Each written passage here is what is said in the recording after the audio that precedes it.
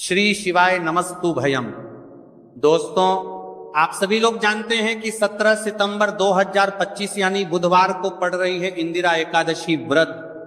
और दोस्तों, ये वह तिथि है जो आश्विन मास में पड़ने वाली सबसे बड़ी तिथि इंदिरा एकादशी व्रत है और इसका बहुत ही बड़ा और विशेष महत्व होता है। अगर कभी भी मौका लग जाए तो आप लोगों को पीपल के पत्ते पर राम लिखकर बहुत छोटा सा उपाय करना है। इन दोनों का संयोग बहुत ही कम आता है। इसी के साथ में गुरुजी ने अपनी शिव पुराण कथा में बताया है कि इस दिन आपको एक पीपल के पत्ते पर राम वाला उपाय तो आपको अवश्य ही करना चाहिए, क्योंकि ऐसा दिन पूरे साल में सिर्फ एक ही बार आता है। और दोस्तों, आप सभी लोग जानते हो कि बुधवार का अगर सबसे बड़ा कोई उपाय है तो वह पीपल के पत्ते पर राम वाला उपाय। तो दोस्तों, बुधवार एकादशी के दिन आप लोगों को इस पीपल के पत्ते पर राम लिखकर बहुत छोटा सा उपाय करना है। बहुत सारे लोग होंगे जिन लोगों ने इस उपाय को ना किया हो, मतलब पूरा साल निकल गया, उन्होंने किसी भी दिन इस पीपल के पत्ते पर राम वाला उपाय को ना किया। पर दोस्तों, आपके पास एक पहला मौका बचा हुआ है, जो कि 17 सितंबर 2025 बुधवार एकादशी के दिन है। इस दिन आप लोगों को इस वाले उपाय को जरूर कर लेना है। भले ही आपने पूरे भर इस उपाय को ना किया हो, पर अगर आपने इस आश्विन माह के बुधवार एकादशी के दिन अगर इस वाले उपाय को कर लिया तो आपको इस उपाय को करने का वह फल मिलेगा जिसकी आपने कभी कल्पना भी नहीं करी होगी। इसीलिए आप लोग इस वाले उपाय को एक बार जरूर कर लेना है, ताकि आप लोगों के हाथ से यह मौका ना जा सके और आपको इस उपाय को करने का फल मिल सके। दोस्तों, ये उपाय पंडित जी ने अपनी अभी की ही श्री शिव महापुराण की कथा में बताया है जी। इस उपाय को आज हम आपको बहुत अच्छे से समझाने वाले हैं। इस वीडियो को देखने के बाद इस उपाय को समझने के लिए आपको कोई और वीडियो को देखने की जरूरत नहीं पड़ेगी। तो चलिए दोस्तों, उपाय को शुरू करते हैं। देखिए, इस आश्विन माह के बुधवार एकादशी के दिन यह इतना खास होता है, इतना महत्वपूर्ण होता है। देखा गया है कभी कभी बड़े बड़े पूजा पाठ अनुष्ठान से जो मनोकामना पूर्ण नहीं होते, वह आश्विन माह के बुधवार एकादशी के दिन एक छोटे से उपाय करने से ही आपकी मनोकामना पूर्ण हो जाती है। और बहुत सारे लोगों ने इस उपाय को किया भी है और उनको इस उपाय को करने का फल भी जरूर मिला है। अगर आप लोग भी इस उपाय को करना चाहते हैं तो आप इस उपाय को पहले अच्छे से समझ लेना, सुन लेना, उसके बाद करना। आपको इस उपाय का फल जरूर मिलेगा। और इस उपाय को कर लेने से आपके घर में चाहे किसी भी प्रकार की दुख और समस्या क्यों ना चल रही हो, आपको उसका कारण भी नहीं पता है कि भाई ये समस्या किस कारण से चल रही है, उसका कुछ भी कारण हो सकता है, जैसे पितृ दोष हो सकता है या किसी भी तरह का मंगल दोष भी हो सकता है। तो इस दिन आप लोगों को ये वाला उपाय कर लेना है। ये एक ऐसा उपाय है जिस उपाय को अगर किसी विशेष दिन पर किया जाए तो भाई उस विशेष दिन का जो है वो तो हमें मिलता ही मिलता है, पर हमने उस दिन पर इस उपाय को किया है तो हमें उससे भी बड़ा फल मिलता है, और फल बहुत जल्दी मिलता है, क्योंकि आप इस उपाय को बहुत ही बड़े और विशेष दिन पर कर रहे हैं। तो चलिए अब उपाय के बारे में बात करते हैं, लेकिन उससे पहले आप लोगों के बात करना को यह जानना आवश्यक है कि आखिर यह उपाय किस समय करना है, किसको करना है और कैसे करना है। तो चलिए हम आगे आपको वीडियो में एक एक करके बता देते हैं। लेकिन उससे पहले, अगर आप लोग हमारे चैनल पर पहली बार आए हैं या फिर मेरी आवाज आज पहली बार सुन रहे हैं तो हमारे चैनल को सब्सक्राइब जरूर कर लेना और इस वीडियो को लाइक करके कमेंट बॉक्स में श्री शिवाय नमस्तु यम ओम नमः शिवाय जरूर टाइप कर देना। तो दोस्तों, इस पीपल के पत्ते पर राम वाला उपाय को हमें इस बुधवार एकादशी के दिन कैसे करना है, किसको करना है, किस समय करना है और कहां पर करना है, ये सारे सवालों के जवाब आपको इस वीडियो में मिल जाएंगे। और जो ये वीडियो देखेगा भाई, उसको पीपल के पत्ते पर राम वाला उपाय जरूर करना चाहिए, क्योंकि इस दिन पीपल के पत्ते का भी बहुत ही बड़ा और विशेष महत्व होता है। आ जाए, पीपल के पत्ते पर राम वाला उपाय की तो ये सोने पर सुहागा वाली बात हो जाती है, और ये एक बहुत ही बड़ा उपाय हो जाता है इस बुधवार का। तो अब दोस्तों, इस पीपल के पत्ते पर राम वाला उपाय को आखिर करना किसको है? सबसे पहले हम लोग वो बात जान लेते हैं तो देखो, घर की जो बड़ी माताएं बहनें होती हैं, उन माताओं बहनों में से कोई भी एक बड़ी माता बहन इस वाले उपाय को कर सकती है। और दोस्तों, अगर आप चाहे तो अपने घर में से सभी सदस्यों को भी इस उपाय को करवा सकते हैं। अगर किसी व्यक्ति की खुद की कोई मनोकामना है, खुद की कोई दुख और परेशानी है जो कि वह अपने लिए ही करना चाहता है, इस वाले उपाय को तो वह खुद अपने लिए भी कर सकता है। बाकी अगर कोई घर में से ऐसा है जो कि अपने पूरे घर परिवार की सुख और शांति के लिए यह वाला उपाय करना चाहता है, तो भाई वह भी कर सकता है, उसमें भी कोई दिक्कत वाली बात नहीं है। कहने का मतलब यह है कि इस उपाय को हर एक सदस्य भी कर सकता है और पूरे घर परिवार के सदस्य के लिए घर की बड़ी माताओं बहनों में से कोई एक माता बहन भी कर सकती है। माताएं बहनें अगर घर में उपस्थित ना हो या वह ये वाला उपाय ना कर पा रही हो, तो फिर घर का कोई बड़ा सदस्य भी इस पीपल के पत्ते पर राम वाला उपाय को कर सकता है, चाहे फिर वह पुरुष ही क्यों ना हो, उसमें कोई भी दिक्कत वाली बात नहीं है। उसके बाद में दोस्तों, जो अगला प्रश्न निकल कर आता है वह ये आता है इस उपाय को लेकर के, आखिर इस उपाय को हमें किस समय करना है, सुबह के समय करना है कि शाम के समय करना है। तो देखो, इस वाले उपाय को आप लोग सुबह के समय भी कर सकते हो और शाम के समय प्रदोष काल में भी कर सकते हो। अब अगर आप पूछो कि भाई साहब सबसे उत्तम समय कौन रहेगा इस पीपल के पत्ते पर राम वाला उपाय को करने का, तो हम आपसे बस यही कहेंगे कि इस उपाय को आप सुबह के समय करेंगे तो ज्यादा बेहतर होगा। बाकी अगर प्रदोष काल शाम के समय भी करेंगे तो भी अच्छा होगा, उसमें कोई भी दिक्कत वाली बात नहीं है। तो अब दोस्तों, जो अगली सबसे बड़ी और महत्वपूर्ण बात आती है वह ये आती है कि सुबह अगर हम उपाय को करेंगे तो हमें कितने बजे से लेकर कितने बजे तक के बीच में करना है, और शाम के समय प्रदोष काल में करेंगे तो हमें कितने बजे से लेकर कितने बजे के बीच में करना है। तो देखो, सुबह जितनी जल्दी हो सके आप उपाय को करने की कोशिश करना। बाकी अगर किसी कारणवश लेट भी हो जाओ, थोड़ी देर भी हो आए, तो 10 या 11 बजे तक भी आप उपाय कर लेना, पर 12 बजे से ज्यादा देरी ना हो, ठीक है, इस बात का ध्यान रखना। उसके बाद में दोस्तों, अगर शाम के समय प्रदोष काल की बात करें, प्रदोष काल का जो समय है होता है वह शाम के 6 बजे से शुरू हो जाता है। मतलब शाम के 6 बजे से लेकर 7 बजे के बीच का जो समय होता है, ये समय प्रदोष काल का समय होता है। तो आप इस उपाय को 7 या 8 बजे के बीच में भी कर सकते हैं। बहुत साथ हो, मतलब शाम के 6 बजे से रात 8 बजे के बीच में आप कभी भी इस वाले उपाय को कर सकते हो, उसमें कोई भी दिक्कत वाली बात नहीं है। हमें किसी भी दिन आपको पीपल के पत्ते पर राम लिखकर बहुत छोटा सा उपाय करना है। ऐसा समझ लीजिए जितने भी आपके शत्रु की जबान के पत्ते पर वरियोर हैं, जो भी आपके विरोधी हैं, दुश्मन हैं, जो आपको हर तरफ से परेशान कर रहे हैं, अब उन शत्रुओं की अकड़ निकलेगी। शत्रु का किया कराया भी तुरंत हट जा आएगा। जब बुधवार में आप इस छोटे से उपाय को करेंगे तो देखिए, आज की वीडियो विशेषकर उन लोगों के लिए ही है जो अपने जीवन में शत्रुओं से और दुश्मन से बहुत ज्यादा परेशान हो चुके हैं। देखिए, जगत जननी मां जगदम्बा का हम बुधवार में पूजन करते हैं और उनसे जुड़े हुए उपाय करते हैं। साथ ही साथ आपको बता दें कि बुधवार में संकट मोचन हनुमान जी का पूजन करने से और उनसे जुड़े हुए कुछ उपाय करने से जीवन के बड़े से बड़े कष्ट भी क्षण भर में दूर हो जाते हैं। तब बहुत कम समय में आपके शत्रु और आपके विरोधी आपके जीवन से दूर हो जाएंगे।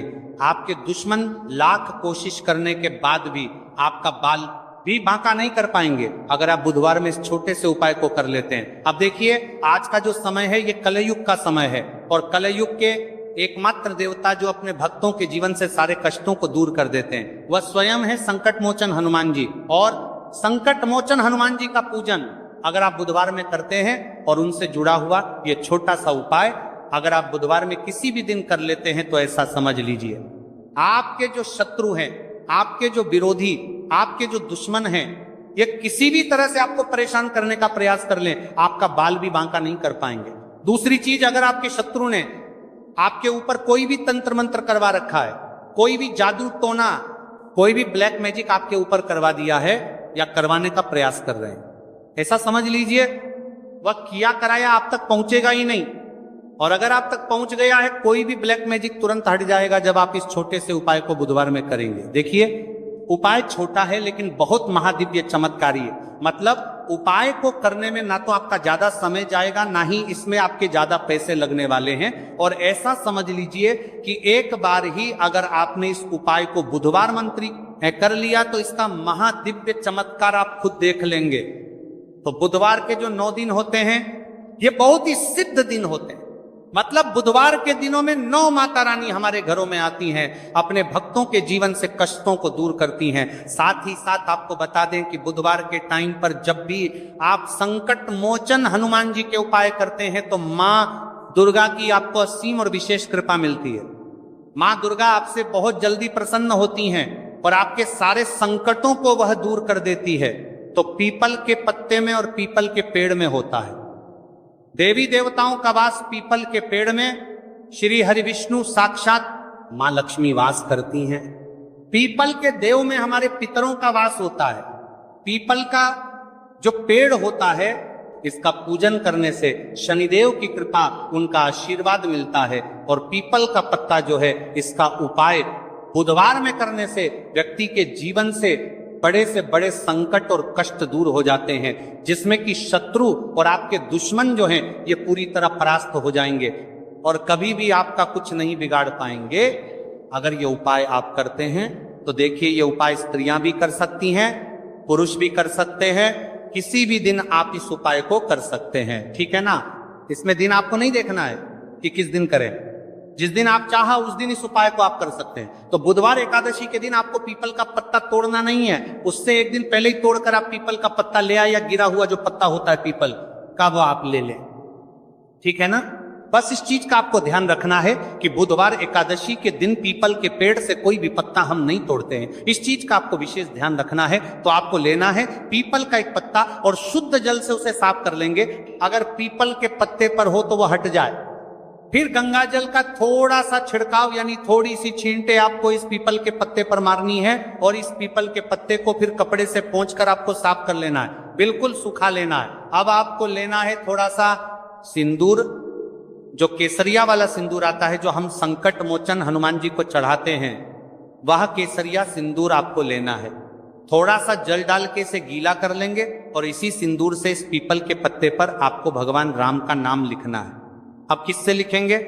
माचिस की तीली ले सकते हैं, उससे लिख सकते हैं। किसी भी तरह से आपको भगवान राम का नाम इस पीपल के पत्ते पर लिखना है। लिख लिया, एक आपको चमेली के तेल का या सरसों के तेल का दीपक तैयार करना है और एक कोई भी आपको लेनी है मिठाई में। यहां पर आप बूंदी का प्रसाद ले सकते हैं, बेसन का लड्डू ले सकते हैं, और अगर आप इमरती ले लेते हैं तो ये और भी उत्तम है।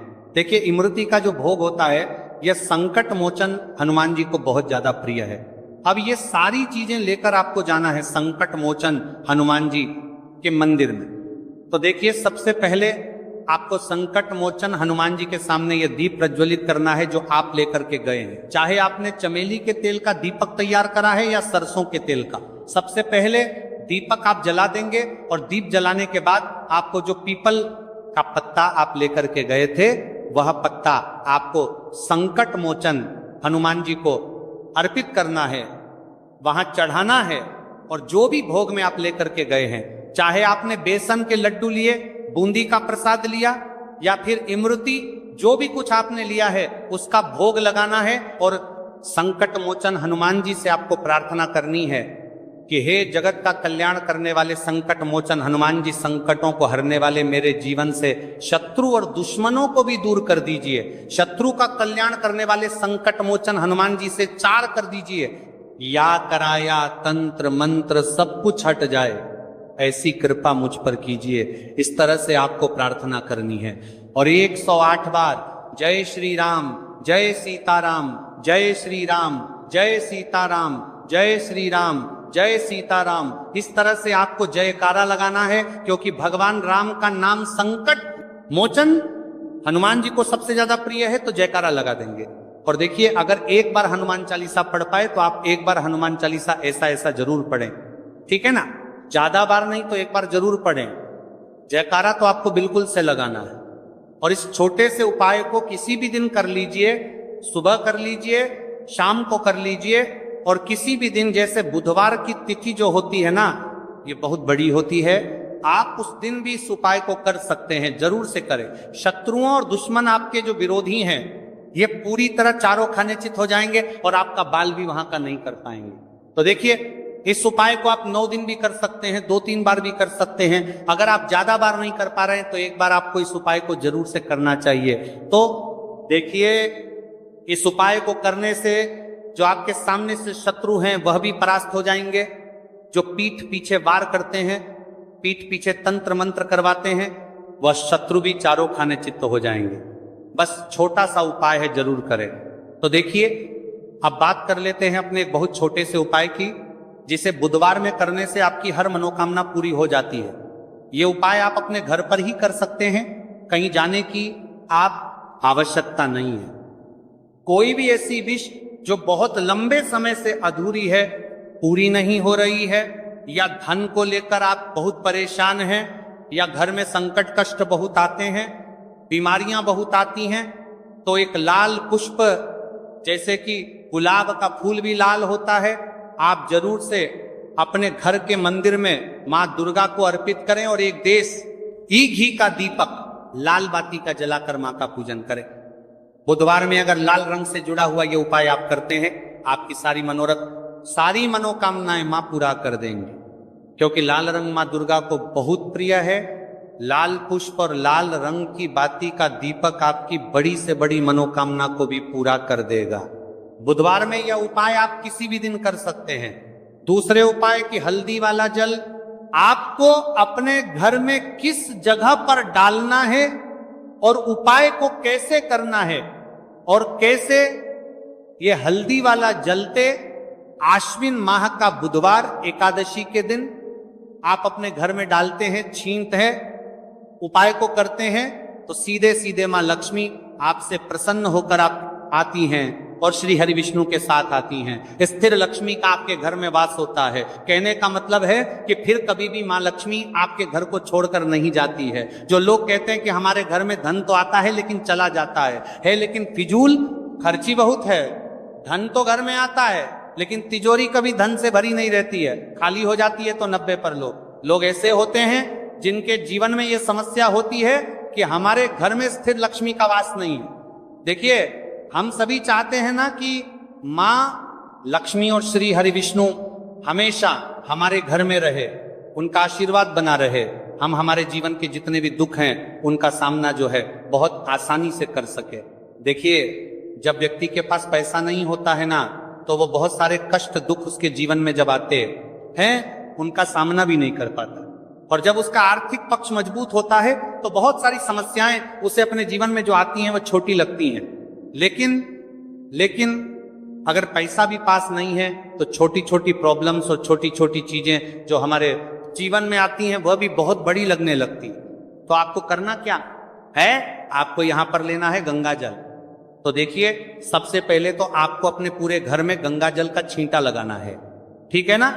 गंगा जल आपके घर से जितनी भी नेगेटिव एनर्जी होती है उसे बाहर कर देता है, ठीक है ना।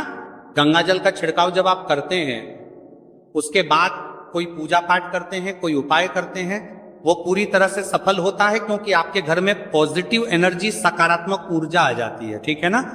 तो इतना करने के बाद आपको क्या करना है, एक लोटे के अंदर या एक कटोरी किसी भी चीज के अंदर आपको अपने घर का शुद्ध जल लेना है, ले लिया। उसके बाद पिसी हुई हल्दी उसके अंदर मिलानी है, मिला दी। जब हल्दी आपको मिलानी है, ठीक है ना, उस समय आपको श्री हरि विष्णु का ध्यान करना है। श्री हरि विष्णु से प्रार्थना करनी है कि मेरे घर में धन बढ़े और कभी भी मेरे घर की जो सुख समृद्धि है उसमें कमी ना आए, ठीक है ना। जब आप जल मिला लेंगे उसके बाद आपको तुलसी का एक पत्ता लेना है। तुलसी का पत्ता पहले